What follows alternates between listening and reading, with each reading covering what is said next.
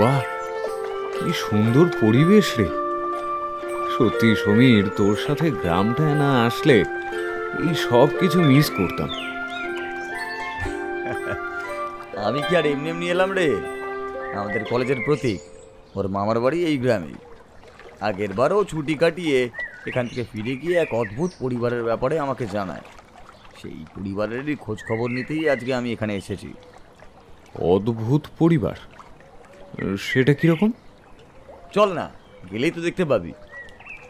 আচ্ছা, আমরা তো এখানের কিছুই চিনি না, তাহলে আমরা সঠিক দিকে যাচ্ছি কিনা বুঝবি কিভাবে? প্রতীক আমাকে কিভাবে যেতে হবে সেটা বলে দিয়েছিল। তাও বরং চল না একবার ওই সামনের মুদিখানা দোকানটায় গিয়ে একবার জিজ্ঞাসা করি যে ওই বাড়িটায় কিভাবে যেতে হবে। আচ্ছা, আপনারা কেউ বলতে পারবেন এখানে মহেশ খুড়োর বাড়িটা কোথায়? ও বাবা, তা কেন পারবো না? আমাদের গ্রামে বাচ্চা থেকে বুড়ো সকলেই যে মহেশ খুড়োর বাড়ি চেনে। তোমরা একটা কাজ করো, এই এই রাস্তাটা ধরে সোজা চলে যাও। কিছুটা গেলেই বাঁদিকে একটা সরু রাস্তা পড়বে, ওটা ধরে একদম সোজা চলে গেলেই গ্রামের শেষ প্রান্তে যে একটি মাত্র বাড়ি দেখতে পাবে, সেইটাই খুড়োর বাড়ি। অসংখ্য ধন্যবাদ। রাস্তা দিয়ে হাঁটতে হাঁটতে তো আমরা গ্রামের শেষ প্রান্তে চলে আসলাম একদম, কিন্তু ভাই এখানে তো কোনো বাড়ি দেখা যাচ্ছে না। এখানে তো কুমড়ো পাতার জঙ্গল। আমরা বোধহয় ভুল রাস্তায় চলে এসেছি। না না, ওই দিকে একবার ভালো করে দেখ, ওইখানে একজন মানুষকে দেখা যাচ্ছে। এই যে শুনছেন? কে? এটা কি মহেশ খুড়োর বাড়ি? আমি মহেশের দলই, কিন্তু তোমরা কারা বাবা? আমাদেরকে আপনি চিনবেন না। আমার এক বন্ধুর মামার বাড়ি এই গ্রামেই, তার মুখেই আপনার এই বাড়ির কথা শুনে আমি এখানে এসেছি। আচ্ছা আচ্ছা, এসো এসো, ভেতরে এসো। এসো বাবারা, এই এখানে বসো। তোমাদের কি কোনো দরকার ছিল? আমরা কৌতূহলী হয়েই এসেছি খুড়ো। আমার ওই বন্ধু আপনাদের এই কুমড়ো পাতার সংসারের কথা বলেছিল। বাড়ি অদ্ভুত আপনাদের এই বাড়িটা, কিন্তু পুরো বাড়িটা এমন কুমড়ো গাছের জঙ্গলে ভরা কেন?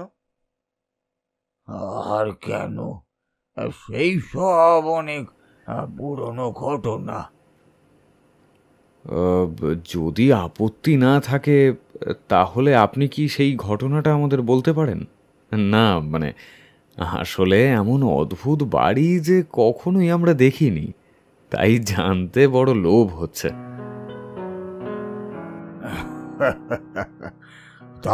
তবে হরিবলা, তুমি বরং এদের জন্য কিছু খাবার নিয়ে এসো। বেচারারা এত দূর থেকে এসেছে বলে কথা। এক্ষুনি যাচ্ছি। শোনো তবে, আজ থেকে 5 বছর আগের ঘটনা। এবছরও বর্ষাকাল শেষ হতে চলল, অথচ এক বিন্দুও বৃষ্টি হলো না। গতবারে মহাজনকে খাজনা দিতে পারিনি বলে সে আমার জমির বেশিরভাগটাই নিয়ে গেল। আমার কাছে টাকা কড়ি আর কিছুই নেই। সম্বল বলতে বছর ভিটেটুকুই ছিল। এবারে শস্যের বীজ কেনার জন্য চড়া সুদে ভিটেটাকেও বন্ধক দিতে হয়েছে, বুঝলে। এবছরও খরা দেখা দিল, আমারে সব শেষ হয়ে গেল। হায় ভগবান, এবার যে গিন্নিকে নিয়ে পথে বসতে হবে। এই দিন দেখানোর আগে আমাকে তুলে নিলে না কেন ভগবান? কেঁদো না খুড়ো, আমাদেরও একই অবস্থা। চলো, আমরা সবাই মহাজনের কাছে যাব। চলো, সবাই মিলে বললে উনি নিশ্চয়ই আমাদের এইবারের খাজনাটা মাফ করে দেবেন। হ্যাঁ, আমরা সকলেই মহাজনের কাছে যাব। মহেশ, তুমিও চলো। কিন্তু উনি যদি আমাদের কথা না শোনে, আমরা কি বা করতে পারবো? উনি যে মানুষ হিসাবে ভালো নয়, আর ওনার মতো অমন ক্ষমতাবান লোকের সাথে আমরা কিভাবেই বা এইটে উঠবো? তার উপর লোকটার কাছে লেটেল বসে আছে। আগের বার এই দেখোনি তোমরা কিভাবে নগেনকে গ্রাম ছাড়া করলো মহাজনের ওই লেটেলরা? যদি মহাজন রাজি না হয় আমি পাশের গ্রামে চলে যাব। ওখানে যে নতুন কারখানাটা খুলেছে না, সেখানে যোগ দেব ভাবছি। সবারই তো কোথাও না কোথাও যাওয়ার আছে, কিন্তু আমার আমার কি হবে? আগে চলো তো মহাজনের কাছে, তারপর ভাবা যাবে না হয়। এখানে কথা বলে বৃথা সময় নষ্ট করে লাভ হবে? সমীরণ বাবু বাড়ি আছেন?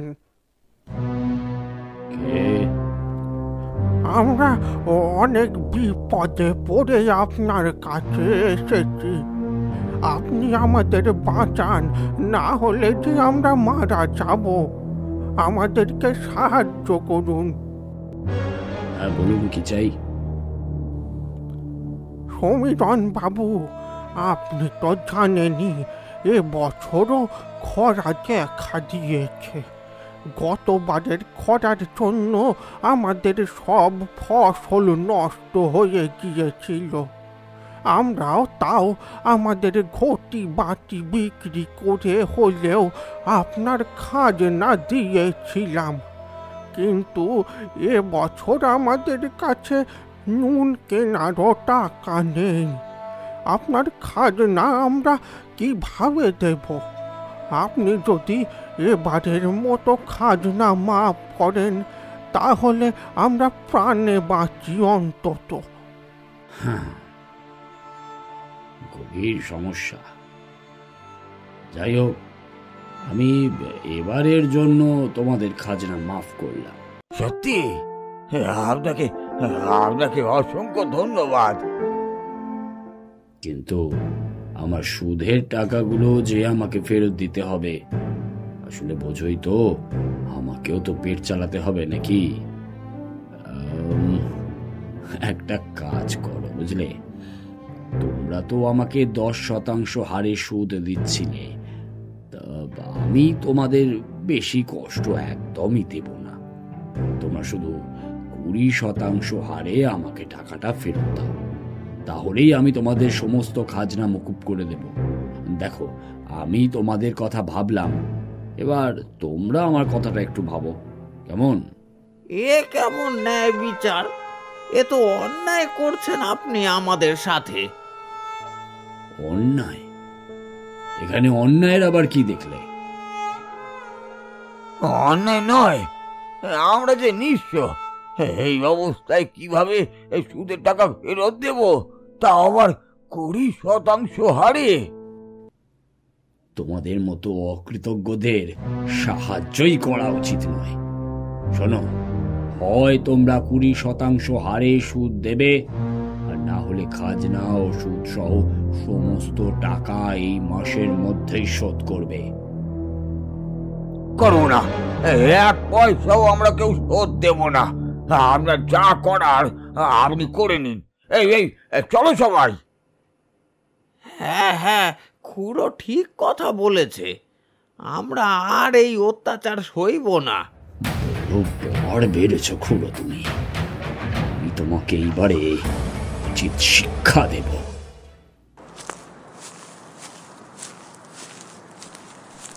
তুমি তুমি এসে গেছো?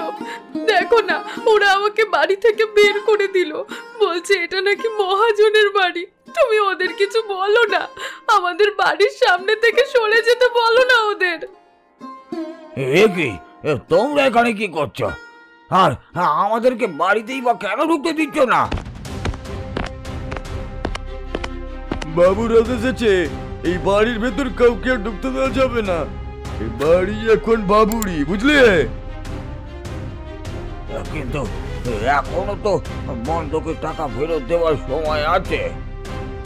অত কিছু আমরা জানি না, আমরা বাবুর আদেশ মতোই কাজ করছি। আর বাবুর এও আদেশ আছে যে আপনাদের এই গ্রামে থাকার চলবে না। তাই বাবু এখানে আসার আগেই আপনারা এখান থেকে চলে যান, নইলে ঘর ধাক্কা দিয়ে আপনাকে গ্রাম থেকে বের করে দেব, এই বলে দিলাম। হ্যাঁ, এই আমরা এখন কোথায় যাব? আমরা কি পর হয়ে গেছি নাকি মহেশ? আমাদের বাড়ি কিন্তু এখনো ওই মহাজন হাতিয়ে নিতে পারেনি। চলো, তোমরা আমাদের বাড়ি চলো। বাবুর করা নির্দেশ আছে, তোমাদের মধ্যে কেউ যদি এদের সাহায্য করে তাহলে বাবুর কাছে তোমাদের যা যা সম্পত্তি বন্ধক আছে বাবু সব কেড়ে নেবে। তোমরা তখন এই ভিটে মাটি চারা হয়ে কোথায় যাবে? কোথায় যাবে? তোমরা বাড়ি যাও, আমাদের কপালে যা আছে তাই হবে। তোমরাও আমার জন্য ভিটে মাটি হারা হও, আমি তো চাই না গো। আমরা এই গ্রাম ছেড়েই বরং চলে যাব। ঠিক আছে, এই গ্রাম অবধি মহাজনের ক্ষমতা আছে, কিন্তু এই গ্রামের বাইরে ওনার কোনো অধিকার নেই। চলো খুড়ো, আমরা এই গ্রামের বাইরে তোমাদের জন্য বাড়ি বানাবো। খুড়ো, দেখো তো বাড়িটা কেমন হয়েছে। বাবা, তোমাদের যে কি বলে ধন্যবাদ দেব। মাথা গোজার মতন একটা জায়গা পাওয়া গেল, এই যা ঢের। থাকার জন্য ছাদটুকু না হয় পাওয়া গেল, কিন্তু আমরা খাবো কি? পেট চলবে কিভাবে আমাদের? চিন্তা করো না খুড়ো, আমার কিছু একটা ঠিক ব্যবস্থা করব। এখন আমরা চলি গো, আবার পরে আসবো। বাজারে অনেক ধার হয়ে গেছিল বলে কেউ আর কিছুই দিতে চাইলো না। তার মধ্যে তখন গিয়ে বললো আমাদের বাড়ির এই অবস্থা, তাই আমিও ছুটে চলে এলাম। আর কিছুই নেওয়া হলো না। এক কাজ করলে হয় না? কি? এখন তো অনেক বেলা হয়ে গেছে, তার মানে বাজারও ভেঙে গেছে। চলো না গিয়ে দেখি। অনেক জিনিস তো বেঁচে যায়, অনেক কিছু বাজারে পড়েও থাকে। আমরা গিয়ে যদি কিছু জোটাতে পারি। বলছো? চলো তবে। ও কি ফেলে দিচ্ছ দোকানি? কুমড়োর দানা খুঁড়ি। আজকাল লোকে তো আর গোটা কুমড়ো নেয় না, যতটুকু খাবে ততটুকু কাটিয়ে নিয়ে যায়। ওজনে কম বেশি যাতে না হয় তার জন্য আবার সবাই কুমড়োর দানা বাদ দিয়ে কুমড়ো কেনে। এই দানা আমার কোনো কাজে আসে না, তাই ফেলে দিচ্ছিলাম। তা ফেলেই যখন দিচ্ছ আমাকে দিয়ে দাও না। আপনি নেবেন? তা নিয়ে যান। গিন্নি, এই বীজগুলো নিলে কেন? এ দিয়ে তুমি কি করবে? চাষ করব। কুমড়ো চাষ করতে তেমন মাটির প্রয়োজন হয় না, অনেক তাড়াতাড়ি চাষও হয়ে যায়, তেমন খরচাও নেই। এই কুমড়ো চাষ করে আমরা আমাদের বাকি জীবনটা কাটাবো, বুঝলে? বুঝলুম বই কি। গিন্নি, আজ কুমড়ো বেচে অনেকগুলো টাকা উপার্জন হলো। আমাদের আর তেমন চিন্তা রইল না গো। ভাগ্যিস সেদিন তুমি কুমড়ো বীজগুলো নিয়ে এসেছিলে, নইলে আজ আমরাও না খেয়েই মরে যেতাম। এমন ভাবে বলো না গো, আমরা অনেক কষ্টের পর একটু সুখের মুখ দেখলাম। বাড়ি আছো নাকি খুড়ো? আরে দিনু, এসো এসো, এসো ঘরে এসো। বাড়িটাকে তো কুমড়ো পাতার জঙ্গল বানিয়ে ফেলেছো গো খুড়ো। এই কুমড়ো গাছ আর পাতার জন্যই দুমুঠো খাওয়ার জুটছে আমাদের, কারোর ঝাঁটা লাথি খেতে হচ্ছে না। এটা জঙ্গল নয়, এটা আমাদের কুমড়ো পাতার সংসার। তাহা যা বলেছ খুড়ো, সত্যি আজ এই গাছগুলোর জন্য তোমাদের অভাব ঘুচে গেছে। আজ চলি, ভালো থেকো খুড়ো। আর ভালো থাকুক তোমাদের এই কুমড়ো পাতার সংসার। এইভাবেই আমাদের বাড়ি কুমড়ো গাছে ভরে যায়, আর আমরাও কুমড়ো বিক্রি করে আমাদের জীবন কাটাচ্ছি। এই গাছ আমাদের জীবন ফিরিয়ে দিয়েছে গো। ওগো, তোমার গল্প শেষ হলো? ওরা কত দূর থেকে এসেছে বলো তো, ওদের তো খিদে পেয়েছে।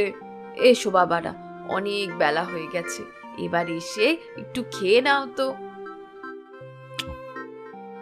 আহ, কি অপূর্ব স্বাদ! শীতে কুমড়ো ফুলের গরম বড়া যেন অমৃত লাগছে। আহা, সত্যি অমৃত যেন। শীতে এই কুমড়ো পাতার সংসারে আমাদের দিনটা বেশ ভালোই কাটলো।